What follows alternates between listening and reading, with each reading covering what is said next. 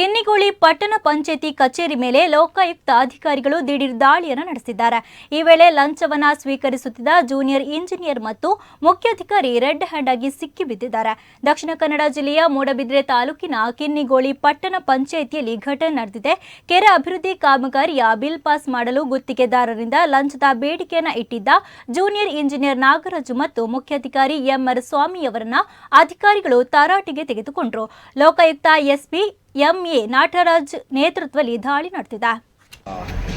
ಮಂಗಳೂರು ಲೋಕಾಯುಕ್ತ ಪೊಲೀಸರು ಕಿನ್ನಿಗೋಳಿ ಟೌನ್ ಪಂಚಾಯತಿ junior engineer ಮತ್ತು chief officer ಇಬ್ಬರು ಕೂಡ ಒಂದು ಯಾವುದೋ ವರ್ಕಿಗೆ ಕೆರೆಯ ಯೂಟಿಲಿಟಿ ವರ್ಕಿನ ಸಂಬಂಧವಾಗಿ 52,000 ರೂಪಾಯಿನ ಡಿಮ್ಯಾಂಡ್ ಮಾಡಿದ್ರು.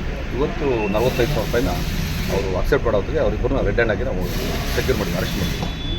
ಈ ಹಿಂದೆ ಕೂಡ ಅವರು ಒಬ್ಬರು ಜೂನಿಯರ್ ಇಂಜಿನಿಯರ್ ಅವರು 7,000 ರೂಪಾಯಿನ ಗೂಗಲ್ ಪೇ ಮುಖಾಂತರ ಇದು ಆಲ್ರೆಡಿ ಅವರು ಮೊದಲೇ ರಿಸೀವ್ ಮಾಡಿದ್ರು. ಸೊ ಅವರಿಬ್ಬರನ್ನು ಕೂಡ ಇವತ್ತು ಸೆಕ್ಯೂರ್ ಮಾಡಿ ಇನ್ವೆಸ್ಟಿಗೇಷನ್ ನಡೀತಾ ಇದೆ.